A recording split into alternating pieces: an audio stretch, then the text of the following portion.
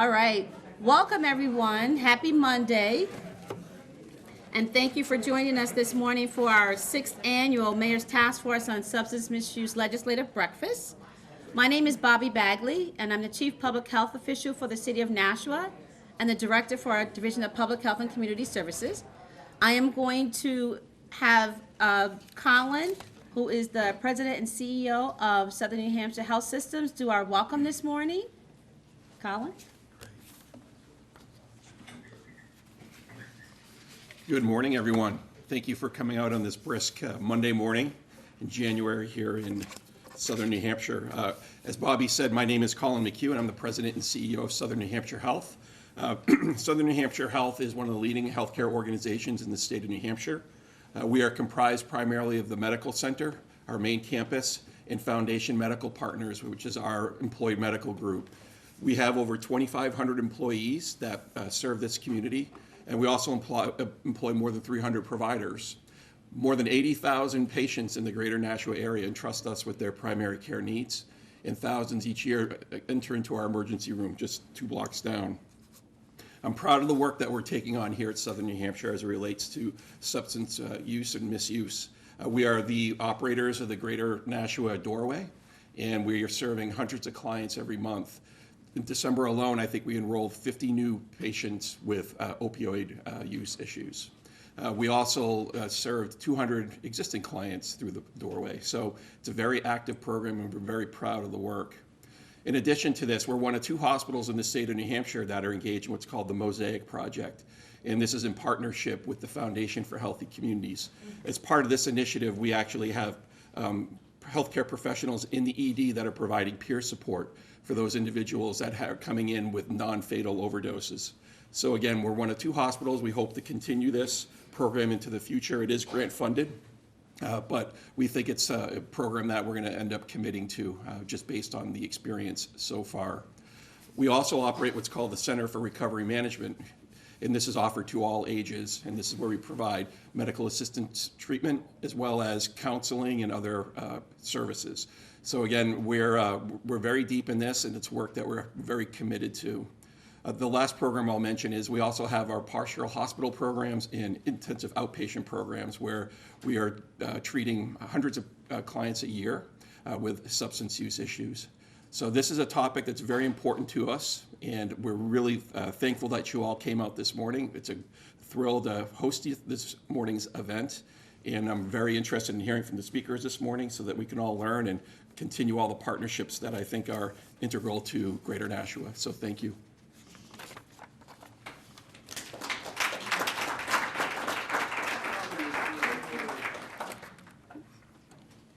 Thank you, Colin.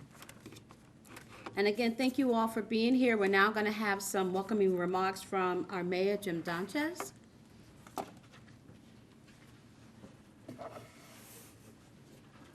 Well, good morning.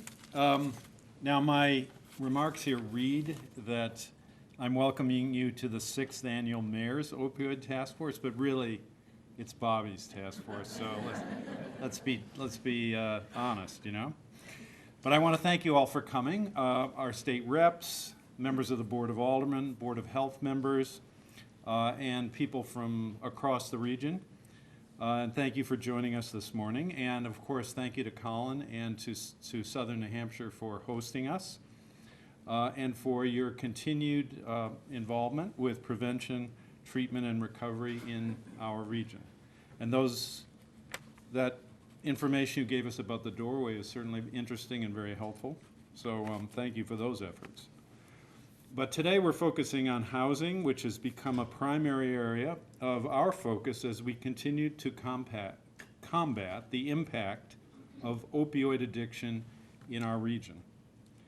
In 2023, the statewide housing needs assessment reported that 23,000 housing units were needed in New Hampshire.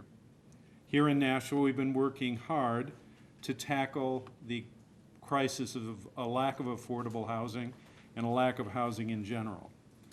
We have hundreds of units already added to the community and 1,000 more units approved.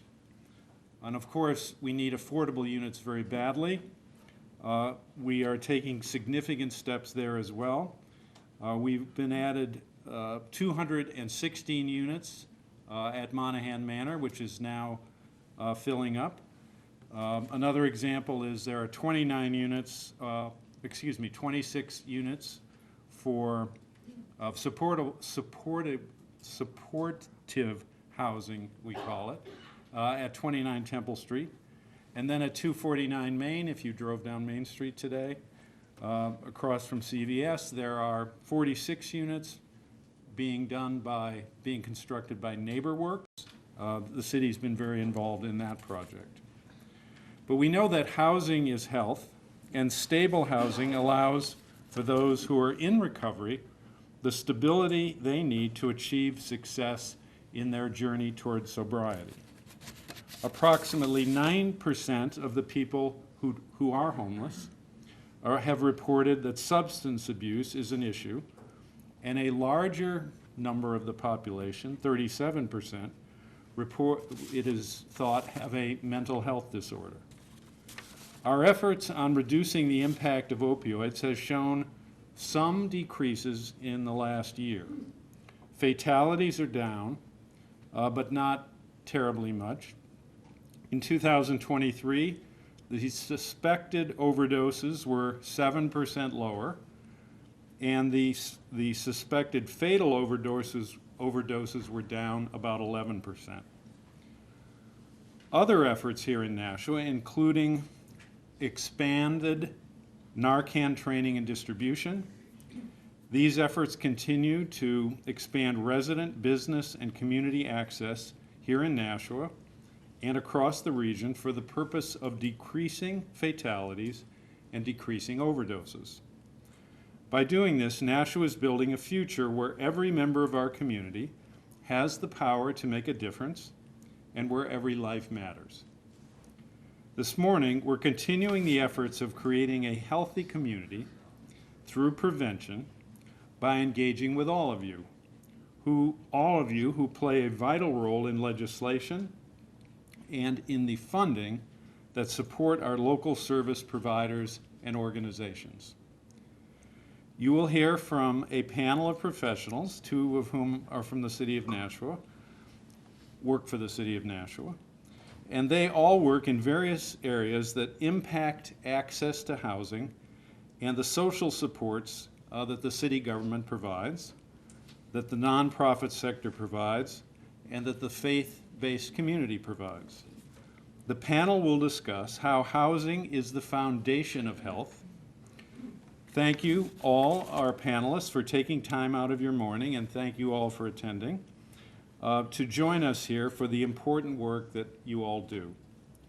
I'd like to turn the podium back to Bobby, who, as you all know, is the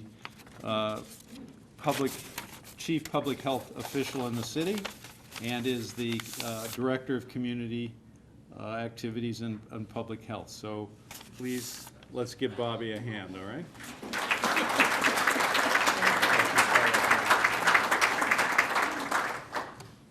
Thank you, Mayor. And again, I'd like to thank everyone for being here this morning. It is an early rise, and we're going to have the opportunity to have a discussion about something that's very, very important with regards to allowing folks to maintain stability as they move forward, as the mayor said, in their journey in recovery. Housing is health, and as we've been experiencing with you who work in the community and serve in your organizations, individuals that seek services, that are looking for support, I'm just overwhelmed by what we have been able to do in this region with all of our partnering organizations. And I've thought about this all weekend long. Ooh, getting all, sorry. Because this is hard work. And I believe that we're all here because we care. We care about the work that we do, and we care about the community that we serve. We also care about the difference that we all make in the work that we do. So I thank you, because I've had the experience over the past 6 months or more to work with many of our organizations very, very directly in helping people get connected to the many services that are needed. As we continue our efforts, it takes us working together all that much more. We've done some good work, and we can continue to do work, and we can do better. From some of the experiences that we've had with individuals that are experiencing homelessness as a result of a myriad of reasons, mental health, substance use disorder, not being able to make the rent because of the high cost of rent. It's been amazing to see how some of our organizations go above and beyond. So I do thank you for that. And this morning we have this panel that's going to discuss the importance of housing as a foundation for health, from their perspective, from their experiences in working with our populations. You have on your tables a packet that has the information, just a snapshot of homelessness in our community from 2023's point in time count, as well as some additional information on feedback from our Greater Nashville Continuum of Care on statistics, and the mayor shared some of them with you. These data points are important because they help us understand what's happening in our community, but they're also sometimes underrepresented. When you meet folks face to face, it's not just a percentage or a data point. It's real life issues that folks are going through. So at this time, I'm going to turn it over to Lisa Vasquez, who is our behavioral health strategist, who's going to lead this discussion of our panelists sharing information that we believe is very important for you, for all of us together, as we continue our efforts in serving Nashua and the greater Nashua community. Thank you all for being here.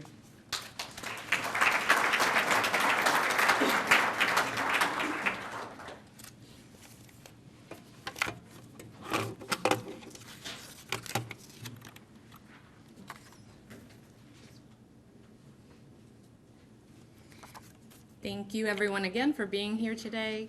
And I just want to take your attention for one moment to the middle of your tables. You have index cards.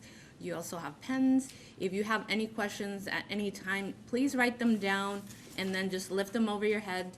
We'll have a couple of our staff go around and pick them up, and they'll bring them over to Bobby, and she will ask the question so that you can also have input into our discussion and conversation. I think this table really exemplifies the mayor's task force collective impact model, because it isn't about one sector of the community. It's really having all the resources of the community, including city, including nonprofits, including our community, which is highlighted with the faith-based organizations. So we'll just go around really quick. Julian, if you can introduce yourself quickly, and then we'll come this way. Good morning, everyone. My name is Julian Long. I'm Urban Programs Manager for the City of Nashua.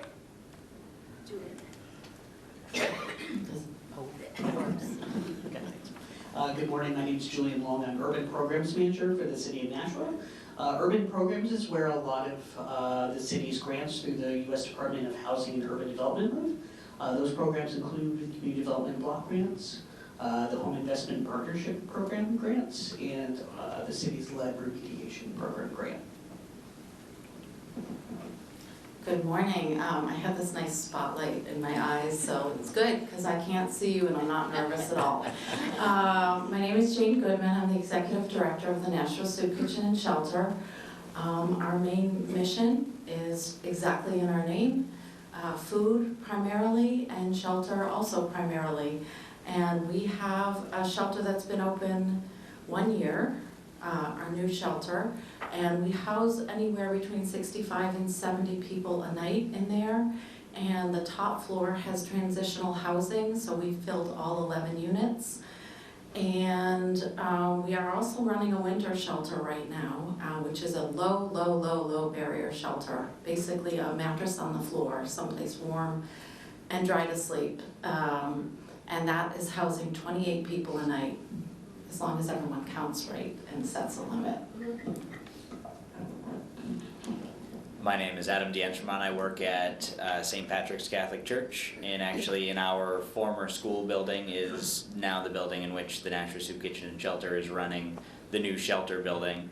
My job as a pastoral associate is revolving around care for those in need, and that's in both spiritual and material needs. So I work very closely with an apostolate of the church called the Day Cafe, which is a welcome center just in our parish that we open up, offer a place for people to come, especially in the early morning hours when none of the other services in the city are quite open yet, but the shelters have just released, so we try to cover that gap. And really we are trying to bring a community aspect to welcoming in folks that really have nowhere else to go. And then the other portions of my job revolve around our financial assistance that we offer through the parish. I'm Juana King. I'm a community health worker at National Public Health. Thank you, everyone. And I'll start off with a question until you guys come up with some. So first question is for Jane. What new things are going on at the soup kitchen? Because I know you are doing a lot of great things. So can you tell us a little bit more about what services are being provided, and then what barriers you're seeing in the community? So one of the newest things we have in the Sacred Heart School, our shelter, we did receive a rather large grant from the Bezos Foundation day one, and that is a 5-year grant, and that's allowed us to bring in secure and sound case management for our single residents and for our families. And it's also allowed us to follow them up, speaking about housing, that if someone does find a place to live, we follow those folks up from 6 months to a year, depending on need. We'd like to go a full year because a lot of times people have to relearn how to live independently. And I refer to the book Rough Sleepers, where they talk about the man who finally got housing and pitched his tent in the home. So we do follow up with them, and it allows us to also make sure that when you all of a sudden have all this independence, you're staying safe. So for example, recently we did get wind of that one of our clients who got rehomed with her daughter went back to using.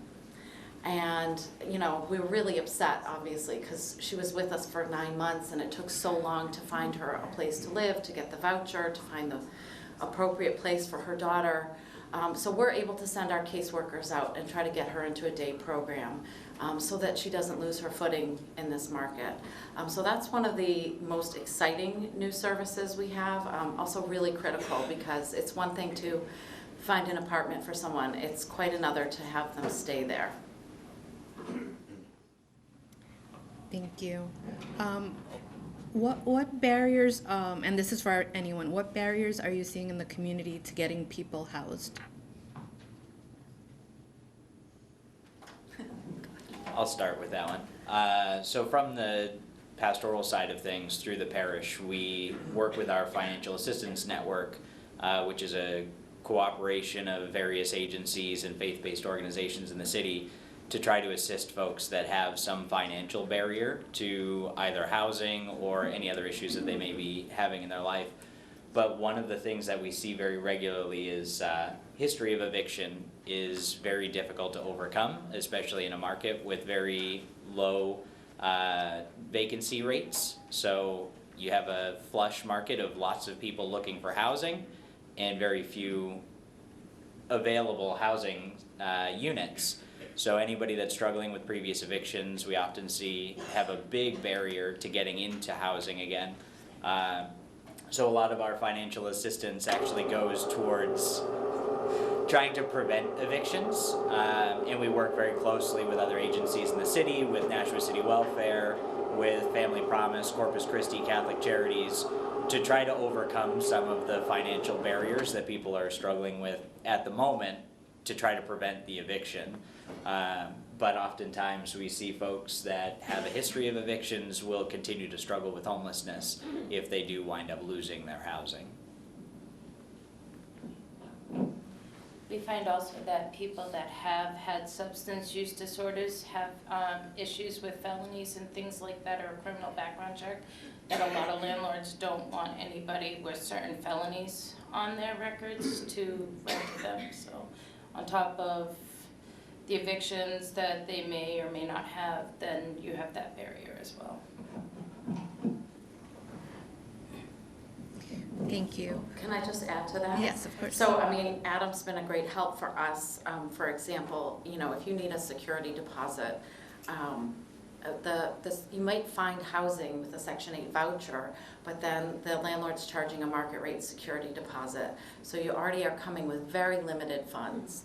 And so finding those security deposits, which we also get a lot of help through Front Door Agency to help our clients with that.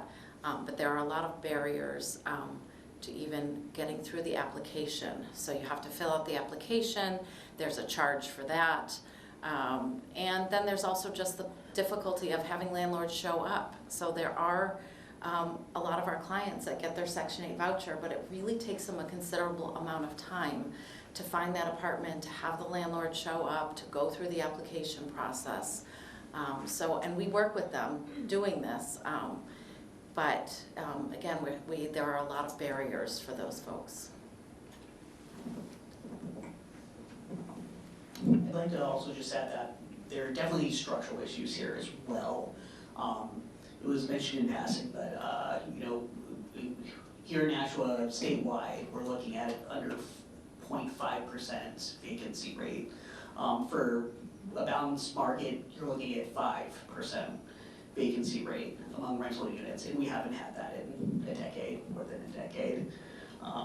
The New Hampshire Housing's most recent rental market study shows that the average two-bedroom, the median monthly rent in Hillsborough County is like a little over $2,000.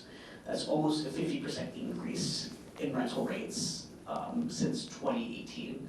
And we've seen an uptick in wages due to labor shortages, but it hasn't increased by 50%.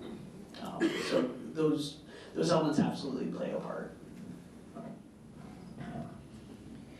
Thank you for that. Can someone go over the process of applying for housing? Because it seems very layered. Is it possible to very shortly go over the process for applying for housing?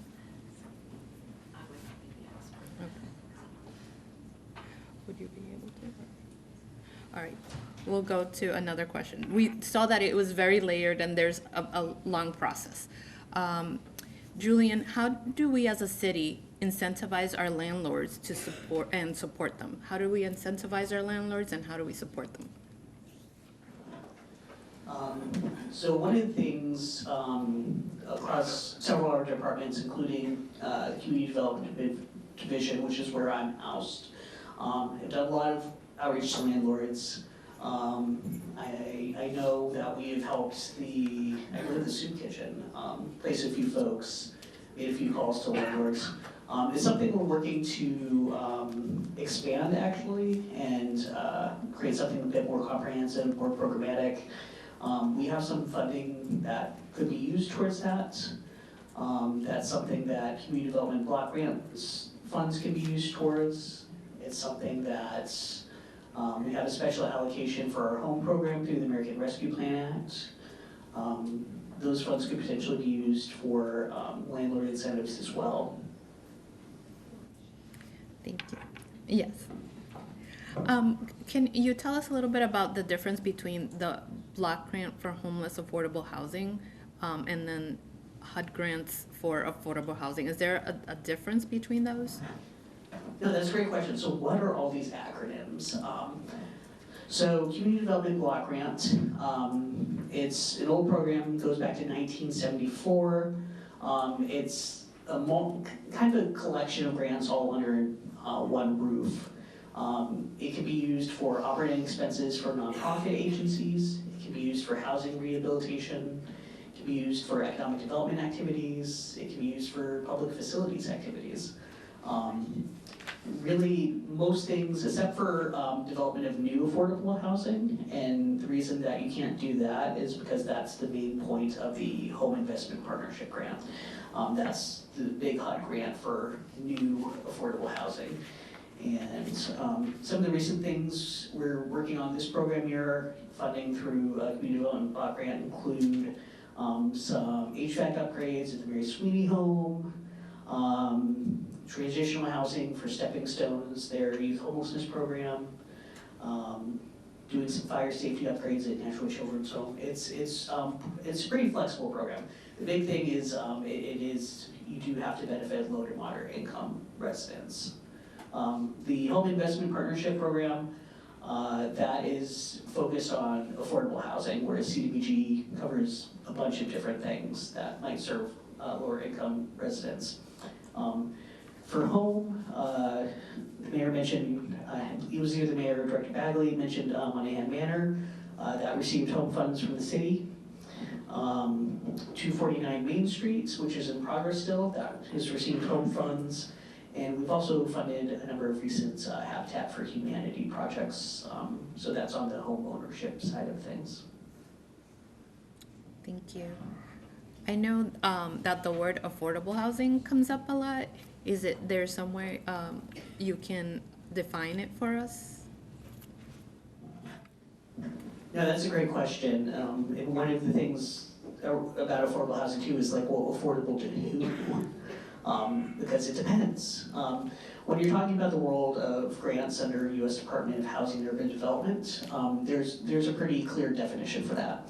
The definition is 80% of area median income. For Nashua, I believe we're currently at our median income, and I want to say it's about 133,000. So 80% of that. I might have that in my notes. I might, yeah, I do. So for a family of 4, that's an income of about $94,000 or less. But other programs might have different definitions, and if you're looking at extreme affordability, then you're looking at about 30% of area median income. And for a family of 4, that would be about $39,000 annually. Thank you for that. We have a question from the audience. We want to take some questions from the audience. Does anyone have any questions for our panelists?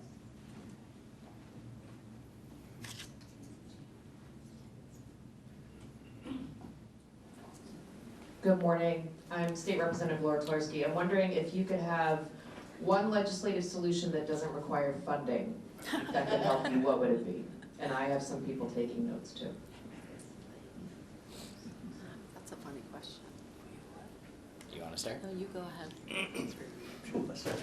So I think one of the things that often comes up from the faith-based side of things is the recognition of the lacking community.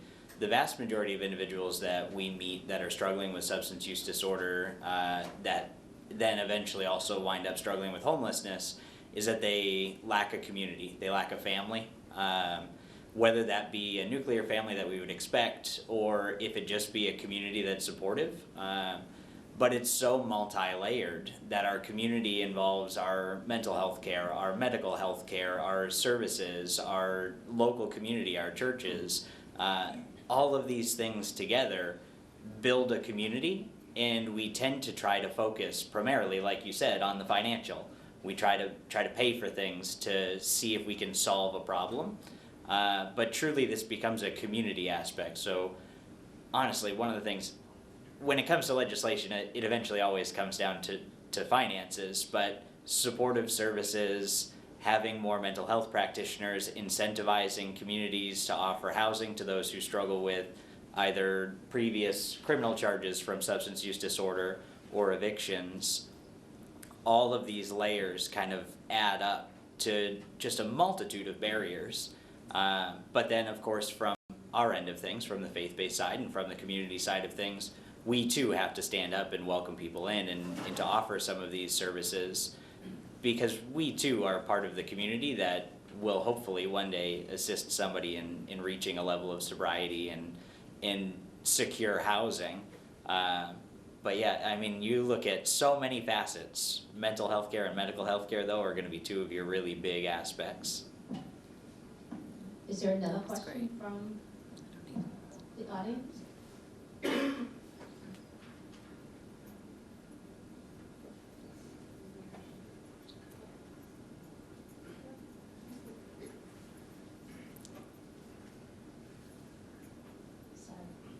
Hi,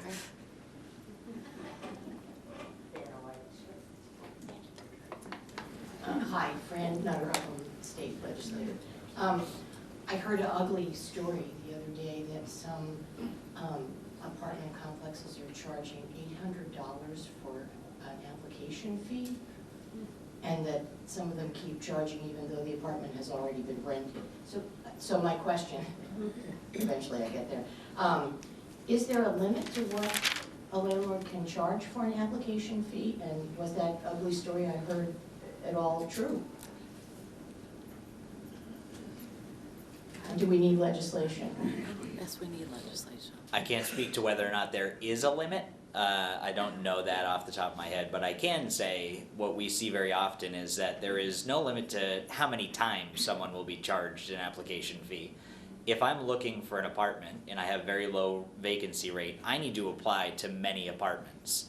And if each of them, even under the same housing network, if there is a management company that manages these properties, there is nothing that stops one apartment from charging me for each time. So you see typically $30, $35 is an average application fee. But if I'm applying for 10 or 15 apartments and I live on Social Security, there's no way I could afford to even apply for apartments, let alone to then pay for a security deposit to get into it. So legislatively, it might be nice. This is just an idea that has been thrown around. If there be a central pool of which someone pays, their application, their background check goes into a central pool, and then all of the housing networks can pull out of that pool, so that they only have to pay a single application fee, they pay for one background check, and then it's there until they're housed, and then it can be removed. Thank you. That's a great idea. Those fees too are for individuals, so if there's two adults that are moving into that house, they charge those fees to everybody.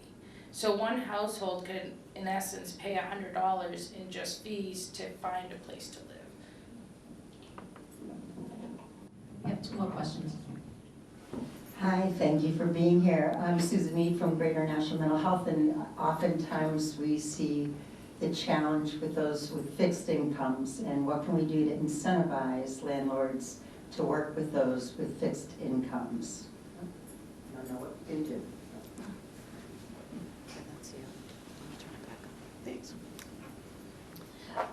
We've had conversations with landlords, and one of the things we've heard pretty consistently is a request for case management, even more than financial incentives. Though financial incentives are great too, especially kind of a damage mitigation fund is common in landlord incentive programs, just as kind of security blanket of like, you know, if anything happens to the unit, these funds are here, you won't take a loss. But even more than that, case management, if a landlord's having issues with a tenant, having someone that they can call and say, hey, I'm having XYZ issue. Often this comes in the form of the tenant has an existing client relationship with a certain nonprofit and already has a case manager. And in other communities are seeing a lot of success with that model and being able to keep those folks housed once they get the apartment.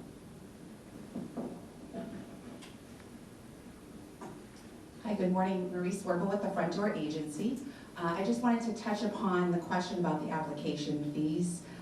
We have actually, the Front Door Agency had Ellen Reed, legislator Ellen Reed, put in a legislation, House Bill 283, that would limit application fees for those that are charged. As was mentioned earlier, Front Door Agency is one of the largest providers of security deposit assistance in Nashua. And what we've been seeing over the course of the last year to 2 years is the amount of application fees that our clients were paying. And it has been up to $800. Brokerage fees are being charged and they're non-refundable. And a lot of times the landlords have already rented the apartment, still accepting these application fees.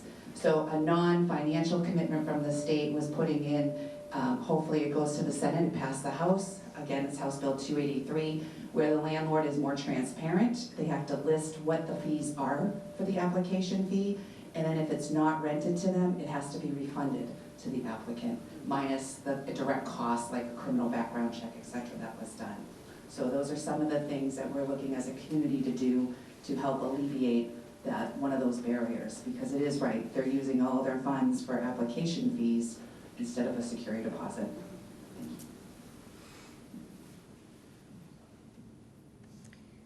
All right, so our next question was gonna be who helps with rent, security deposit, and applications, and also rapid rehousing.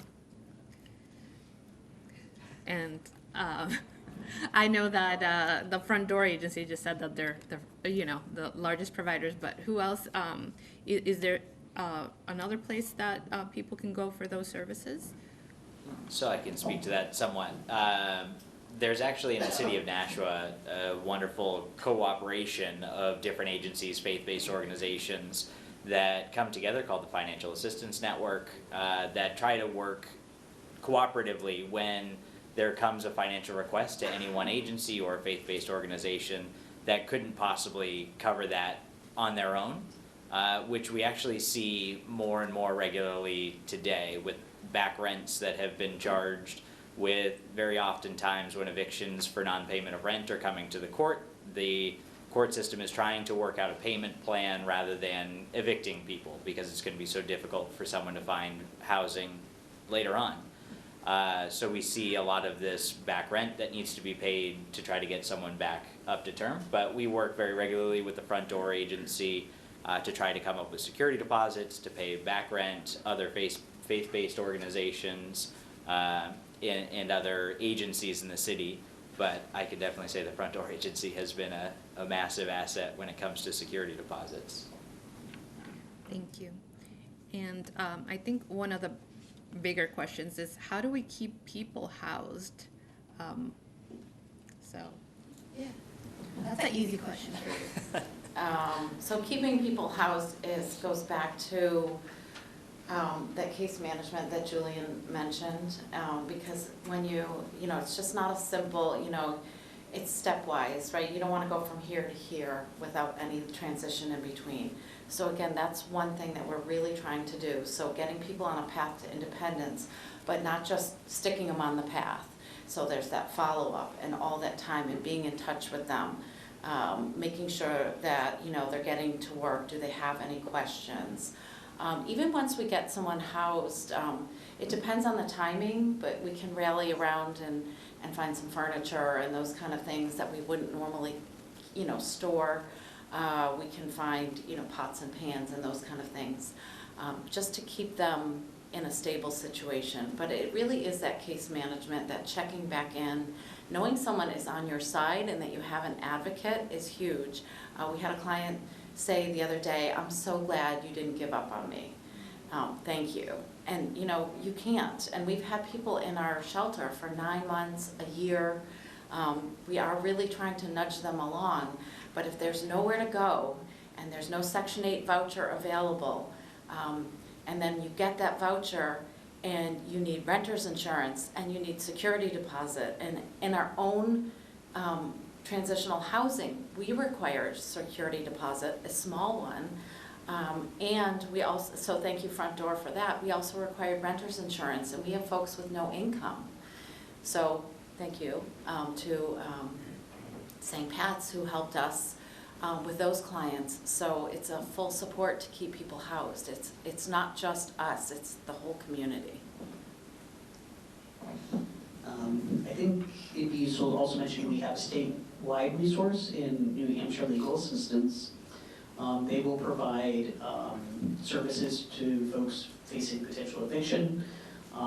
They may or may not be able to help depending on the specifics of the case, but it's good to know that they're available. Certainly, I think this really does come back to that community aspect, but certainly functional support services are absolutely pivotal, especially when we're talking about individuals who are struggling with substance use and misuse disorders. Knowing that there's someone there that can assist them if they have a little bit of backslide, knowing that somebody's going to come in and have that accountability, have somebody that will remind them of appointments, if they're using some sort of a medically assisted treatment program, that there's somebody that can help them get there. Transportation tends to be a struggle with that, especially if someone is either using methadone for Matt and they need to get up to Manchester, or they don't have any other way, they don't have income, so they can't get the bus up there. Having someone though that can work with them regularly is so important, because not only is that a functional support service, but it's also their member of their community, that it's someone there to support them, that they recognize, that they're comfortable with. If there's a problem, they know that they can reach out to them. And sadly, we don't have enough case management. We don't have enough functional support service case managers that are available to do this for the number of people who really need the services. So trying to find a way to incentivize more people into this field, and in ensuring that they also have a livable wage, which can be hard for a lot of folks in mental health care and in case management. Part of my job is to make sure that once people are housed, that they know of all the resources and is on all the applications, and follow up with all of that to make sure that they are getting the most out of all the resources that are available for them. Food stamps, fuel assistance. My job, I take them there or meet them there and help them with the applications and follow through with them to make sure that they are following through with fuel assistance, calling to make sure that they get it and stuff like that. So that's my job on what I do with them. Thank you. Do we have any questions from the audience at this point? Or any comments? Or any comments, because we have a lot of partners here. And again, providing these services and supports. We're rich in supports in New Hampshire, so are there comments also? So I have one here, and I'll come over to that table. Hello. My name is Marina Vaz. I'm with the Conservation Law Foundation. Thank you for having this session. I have two questions. One is more in terms of planning and zoning. Have there been measures, or are there measures that we can pursue to encourage housing development in Nashua? And then the other one is, I'm hearing a lot of talk about like those most vulnerable that are at the 0 to 30% AMI range. Are there success stories either here in Nashua or elsewhere focusing on housing that group that is toughest to house?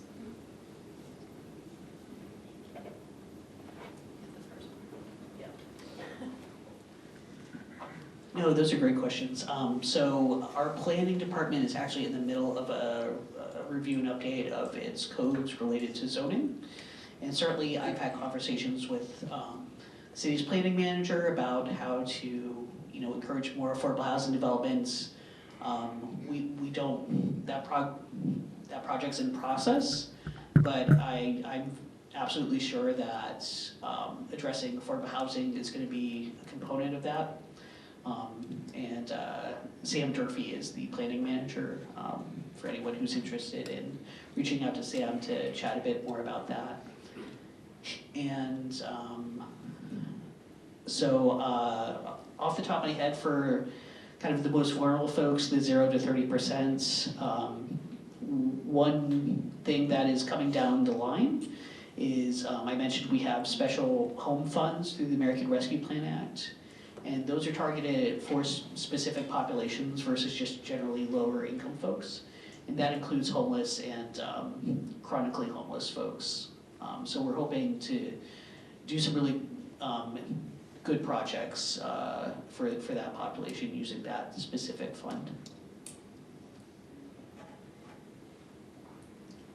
Good morning, LaTanya Musioli with the Department of Public Health Community Services Division. What housing supports are available for elderly adults or adults experiencing physical disabilities? Oftentimes these folks are turned away from the shelters as they require personal care assistance.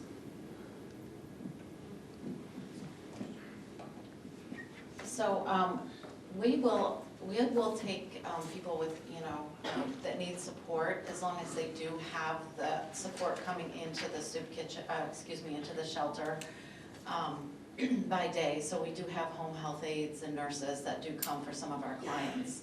So some of that is available, but they do have to come with supports because, again, we don't have medical support on our staff. So we do some of that. But as far as the elderly, that is really not, usually that would go to the Bureau of Elderly, what's the acronym, Bobby? BEAS.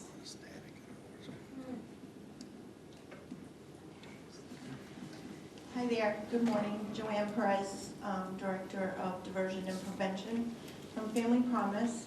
Couple things. One, as far as case management goes, I'm here in the community, and it's knowing who to go to the community, right? COCs are so important to know who we can count on, who we can call. But yeah, reach me out anytime. I am looking into working on longer case management with folks, and they don't necessarily have to be my clients. It's reaching out and budgeting life skills alone. I have been seeing more elderly, and it is hard. It is really hard as far as housing goes, but having the resources and the different agencies that are income-based elderly. One comment, and I don't know, I'm finding that the increases in housing pricing, rentals, I feel like they coincide with the increases in vouchers.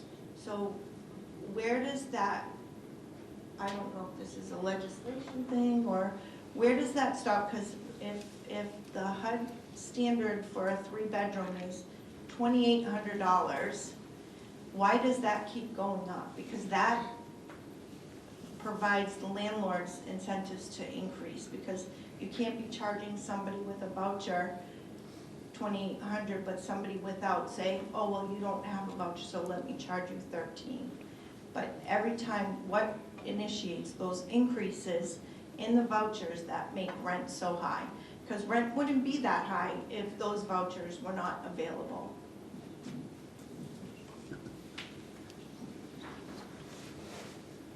I don't know if we have anyone that's well-versed in HUD that can answer that question. I'm not sure if the vouchers are going up to accommodate the rents. So the vouchers are supposed to be going up to accommodate the rental market. And honestly, I think I disagree that if the vouchers didn't exist, the rent wouldn't be going up. I think the vouchers play a part, but I think there's just, we have a housing shortage. So even if there weren't vouchers, I think we'd still be seeing fairly concerning rent increases. HUD updates its vouchers, I believe, roughly annually, if I recall correctly. My work isn't directly in the voucher side of things, so forgive me if I'm a bit incorrect. But yeah, the idea behind increasing voucher amount is to roughly keep up with current market trends, so that landlords will actually accept the vouchers versus saying, I could get twice as much, from this tenant over here who doesn't have a voucher. If you give me just a second, I can look up what our current voucher limits are, but I don't have that off the top of my head. Hi. Good morning, Bob Mack, Welfare Officer for the City of Nashua. We're seeing all these things that you're all talking about. We're seeing seniors that are struggling with housing, people with medical needs, homeless individuals. We do a lot of prevention. That's a focus. Trying to keep people housed is probably the easiest way. It's not easy, but the best way if possible to do that. There is some legislation around landlord incentive. I'm sorry, I left my cheat sheet in my other coat, so I don't have the bill number. There's some legislation on supporting housing for people with mental health issues coming out of the hospitals, which I think is a key piece as well, because trying to keep those folks housed, find them housing, place them in housing, and provide the services to keep them in housing is imperative to address the homeless issue. So, and I'll just kind of leave it at that. Good morning, my name is Adam Carey. I work with Liberty Health Services inpatient SUD treatment in Derry, New Hampshire. So my question, it's kind of a question and a comment. I'm a member of the recovery community as well as the treatment community. And a very close friend of mine for a number of years began buying housing and renting it out to low-income and SUD active folks. And so I've really been able to kind of benefit from listening to his experiences and the struggles that he's undergone while doing this. And my question is not to play devil's advocate too much, but I noticed that there just have not been, or it seems as if there are not very many protections built in for him when his more acute residents are damaging property, using on the property, presenting safety hazards. Often he's paying out of pocket for damages to his property, but if and when he goes to evict or do something about that, he's often stonewalled, and it's very difficult for him to seek any kind of retribution or reparations for the damages, things like that. So what we discussed was, JCO, as I'm sure many of you are familiar, is like an auditing and kind of certification body for sober living that approves sober living. And while it's not necessarily a state mandate yet to be JCO approved if you're a sober house, what it's done culturally for the sober living community is if you're going to open a sober home, there are benefits to doing that for the landlords, for the sober living owners, etc. And what I'm wondering is, has there been any sort of protections or programs for landlords discussed, which would maybe put them as part of some type of vetting process, or maybe some similar organization where once they become certified, there are benefits to them and protections to them, which also incentivize them to open up properties and rentals to low-income individuals and people struggling with substance use. So it's a bit of a long-winded question, but thank you. I can touch maybe only part of that, but in New Hampshire we do have NH Core, which is another kind of overarching agency for accreditation. And one of the benefits to landlords in that situation is that there are certain financial assistance programs that would be available only to accredited certified sober houses or recovery resources.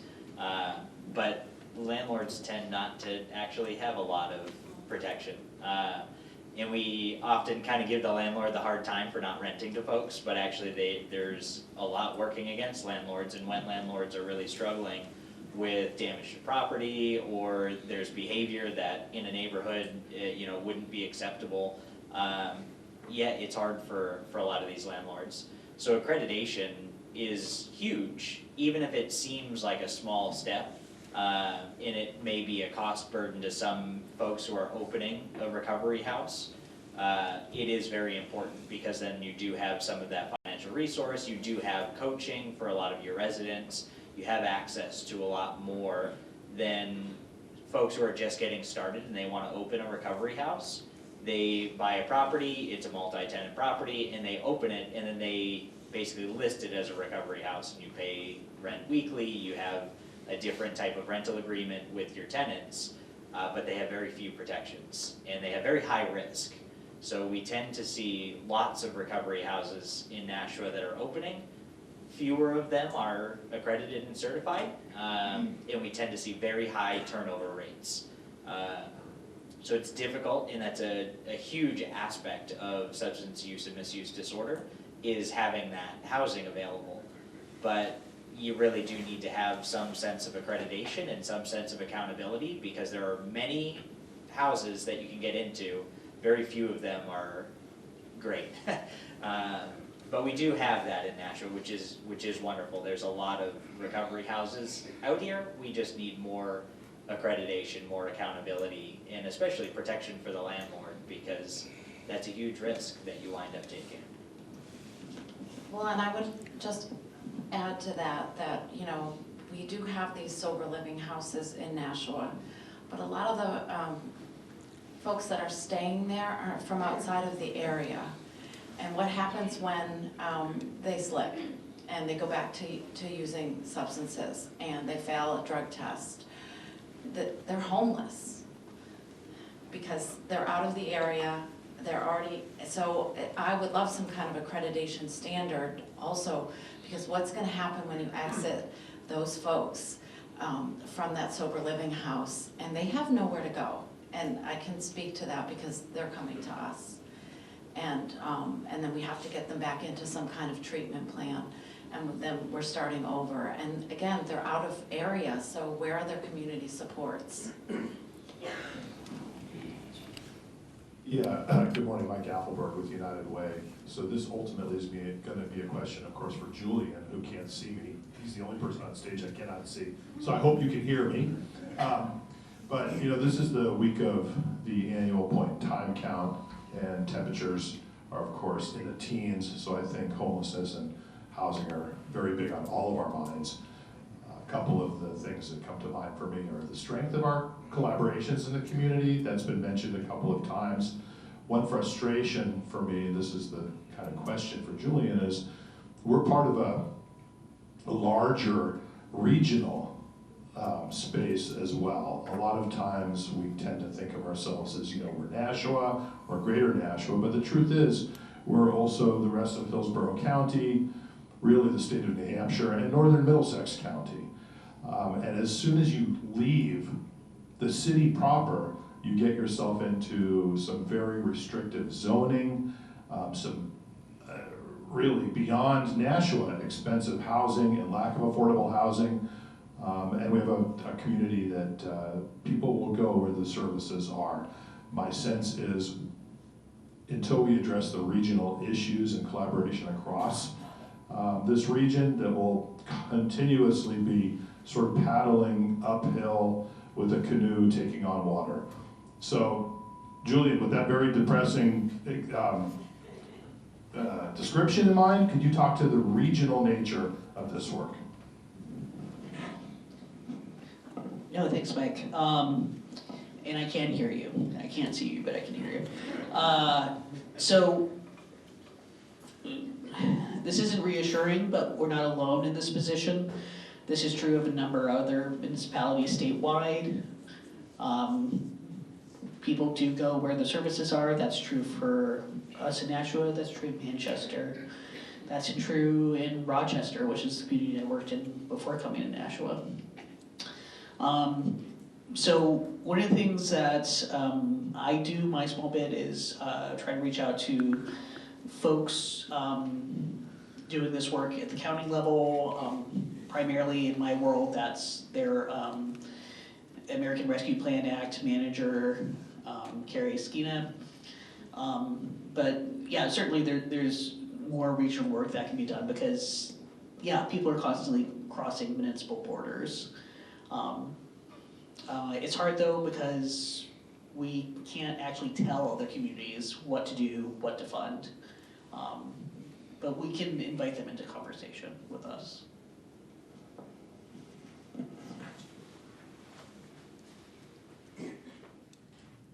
I'll just come up here rather than try to get the mic. Legislation, you asked about what would be helpful. The city has a inclusionary zoning ordinance which says that when new units are developed, a certain proportion need to be affordable. But we are being told by, it's beginning to come up, raised by lawyers representing developers, that the state law that authorizes an inclusionary zoning ordinance does not allow the community to make it mandatory. Now, we've taken the position that it is mandatory, but it seems that we may lose that argument. So if we want to give, well, I don't know, the mic's not working? No one can hear? All right, can you hear now? Like, how many people could not hear? All right, well, the inclusionary zoning ordinance by state law may not be enforceable. So, and is a voluntary thing by a landlord. Now, we've taken the position so far that it is mandatory and can be, but we may ultimately lose that legal argument. So it would be helpful if there were legislation to amend the inclusionary zoning authorization to allow the community to make it mandatory. Now, when it comes to city-owned parcels, of course, if we're selling it to someone, and those are few and far between. But in those instances, for example, at NIMCO, where we are selling land to a landlord for development, we can enforce the inclusionary zoning ordinance because we make it conditional on the sale. But for other parcels, that is not the case. Someone did ask a question about zoning. In the downtown area, at least, there are two things that are used, hopefully, to incentivize the development of housing. Number one, there are no density limits, which means that, and this affects the economics of housing development, because if you can only build 10 units on a parcel, it may not be financially feasible, but if you could build 50, it may be. An example would be the development at 249 Main Street. Like, you've got 46 units on a very small parcel there. If there were density limits, that development might not have been possible. Number two, there are no, at least for the moment, there are no minimum on-site parking requirements. Again, if there were on-site parking requirements, which is typical in a zoning law, the NeighborWorks development at 249 Main Street would not be possible because there isn't room for that number of units plus the car, so the city is leasing some spaces to them. So we have tried to eliminate the barriers to the development of housing, particularly in the downtown area. But one thing that is a huge obstacle now, which really we can't really do much about, is that on some very significantly privately owned parcels, the owner or the person who controls the property via a option is trying to score a big profit. And so they acquire the right to develop, but they never do it because they're trying to sell it for really more than it's worth. An example would be the Corvo-Routhier parcel, which has been permitted for 250 units for years, but the developer has not proceeded with that development. Another one that's come up recently is at the corner of Spruce and Temple. I think we call that 103 Temple. That could be developed, that's been permitted for 350 units, but nothing is happening. You just hear the rumors that the owner is, seeking a price for that, which is way more than the market would justify, and therefore nothing ever happens. A third one might be where Headlines is. Now that is potentially a housing site, but again, the price, and it's probably for sale, but the price on that is, again, far more than the market would bear. So no one buys those, no one proceeds, and those parcels just sit there. So those are some of the frustrations. But back to the beginning, the inclusionary zoning ordinance, were we to have clear authority to make it mandatory, would definitely help. Okay. Thank you. So thank you, Mayor Dorcas, and thank you for having us today. Thank you, Bobby. I'm Donna Marcel, I'm the mobility manager at the National Regional Planning Commission, and having worked, as many of you have seen, involved in Pam with the homeless for many years, I think the question about what the state can do, I think there are two things that the state can do. One is to fast track the ID process, because many unhoused people really have trouble finding an ID, and then they can't get on with their life. So to make that process quicker, that would be something that the state could look into. And then the other thing is that many of the unhoused are unbanked. They don't have access to credit unions or a bank, and to look into that to try to get banking services for the unhoused.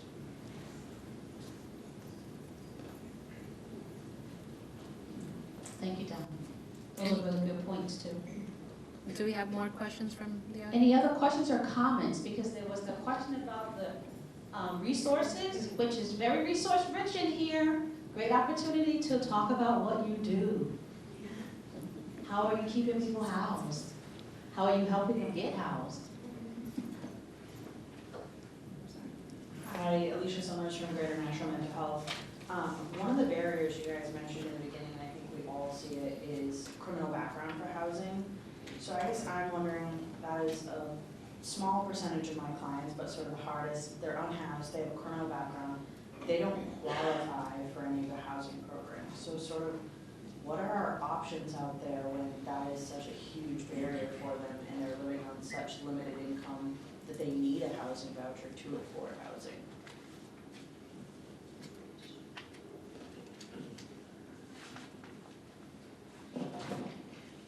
We work with landlords and we reassure them that we're gonna be there. We're gonna be there to help them and to support them, and if they would give them the chance, that we're gonna be part of that. So that gives landlords a little bit of a reassurance.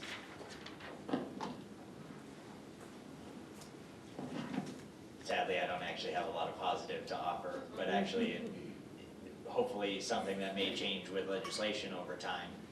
We had an individual who we were working with very closely that had been living in essentially squalor for a number of years, probably about 20 years.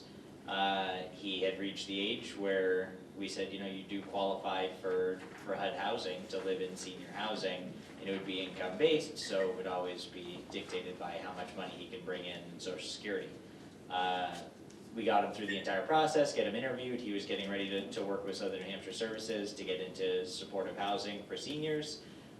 And a felony came up from his criminal background check that he had said no to on his application because it was so long ago that he didn't realize that it would really have an impact. So sadly, you know, he had been living on just a razor thin edge of homelessness for decades, and then sadly had to go back to that after being essentially told that he would have housing, it would be income-based, and everything was gonna start turning up.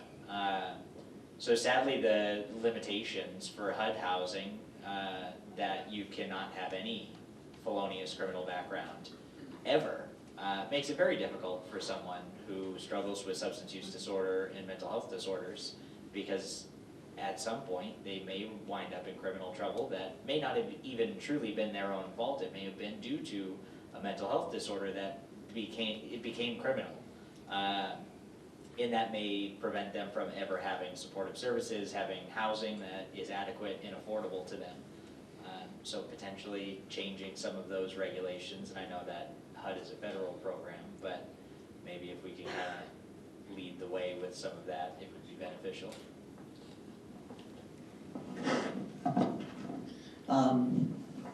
So depending on specifics of a particular client's case, it might be worth reaching out to New Hampshire Legal Aid. They do provide assistance helping folks remove their criminal records in cases where that is possible. It's not always, but for some folks it is possible. Also, I agree that legislation is also probably a bigger solution here. There's been many campaigns called Ban the Box for removing that little box on employment forms saying, you know, have you ever been convicted of a criminal offense? And there's a possibility that legislation could remove that for rental applications as well. Hi, LaTanya Musioli again. I just wanted to provide a resource, Lakes Region Mental Health up in Laconia, the Community Health Center. They did pilot a program for integrative housing vouchers, and this is essentially their community health program working with individuals with criminal backgrounds to obtain these vouchers through engagement in the community mental health program, and it will essentially waive prior offenses. There was a limited number of vouchers, but I strongly encourage folks in Nashua to look into that. I think that's something we really need in this area of the state. One of your first projects? Does anybody have one more or last question? Good morning, everyone. I'm Pam Wellman from Family Promise. Just for a point of information for many of you, Family Promise is of Southern New Hampshire is the affiliate here that Joanne works at with our diversion prevention program. Her work is a very strong asset to this community, but it is also part of what Family Promise does on a national level. We're part of a national organization. We've got 232 affiliates in 45 states nationally. So it's a national network, but we also work very regionally when it comes to being able to provide the deep dive into case management that so many people need on a local level. We've got Family Promise of Seacoast, we've got Family Promise in Concord, and then also I'm helping the national office to open an affiliate in Laconia. We're taking very active steps to get that opened within the next year. So we do work regionally, and the service that Family Promise can provide is to help non-residents who end up in Greater Nashua, who end up in Manchester, end up in a place that they're not native to and they don't want to be there. They can go back to their place of origin and get better services. That's the work that Joanne does as the diversion prevention manager and director of this program.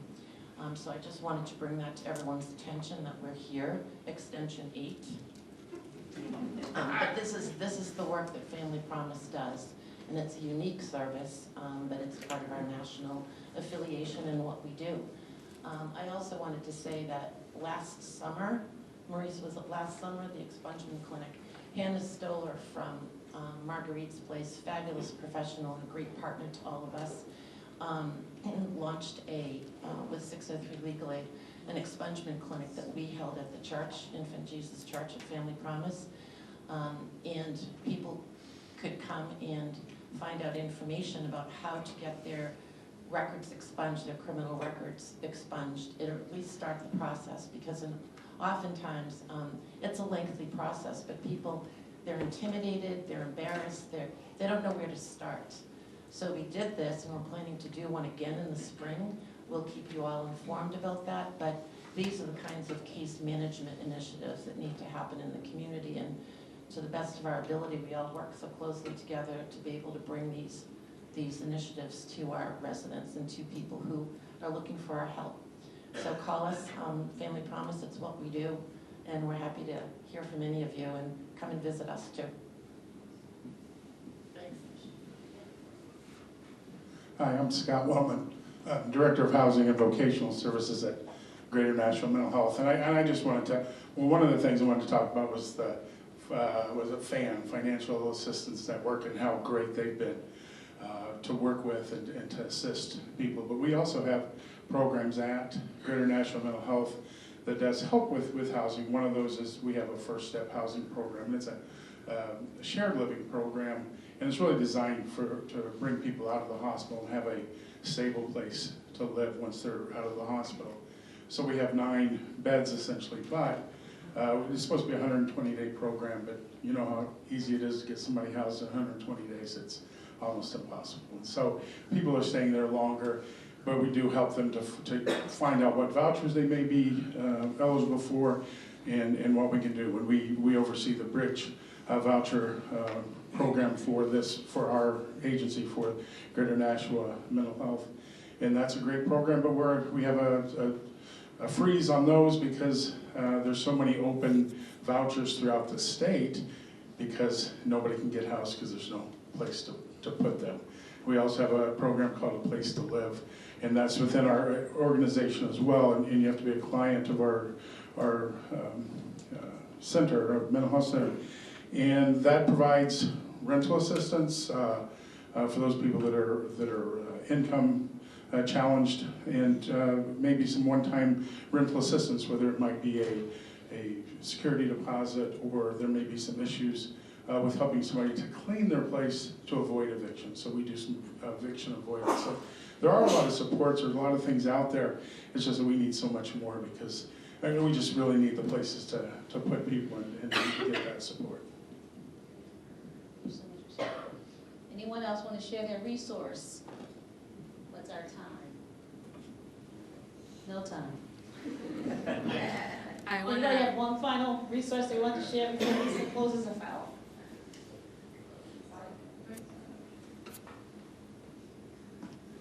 At the Front Door Agency, one of my colleagues, Doug Howard, is the co-chair of the Coordinated Entry System. If any of you are aware of anyone who is currently homeless, please reach out to Doug D. Howard at frontdooragency.org to ensure that they are on the Coordinated Entry System. This is a collaborative system throughout the state, and we partner very closely with Harbor Care in prioritizing the most vulnerable in our community to get housing, permanent housing vouchers. So it is a process through HUD. Again, I encourage any of you who are experiencing someone who is currently homeless to reach out so that we can ensure that they are in the system. I know we work very closely with the police department and Jane at the National Soup Kitchen for that as well. So again, please use that as a resource. Thank you. I want to thank everyone for coming, and I also want to remind everyone of last year's theme or topic, which was workforce, and how this really is a layered or an onion of an issue where we need housing, we need case management, but we also need workforce to provide those services. So it's not a one and done. These are things that we need to continue to work on. And it's really great to see everyone here and to continue our collaboration so that we can see that collective impact that we so want to see in our community. So thank you again for coming out, and I hope you take the opportunity to have a little networking as you head out, get some phone numbers, make deeper connections, and stay connected. Sign in. We have a newsletter that you should be receiving. And as always, our Mayor's Task Force on Substance Misuse meets at the City Hall auditorium the third Tuesday of the month. You're all welcome to attend. Thank you. Thanks.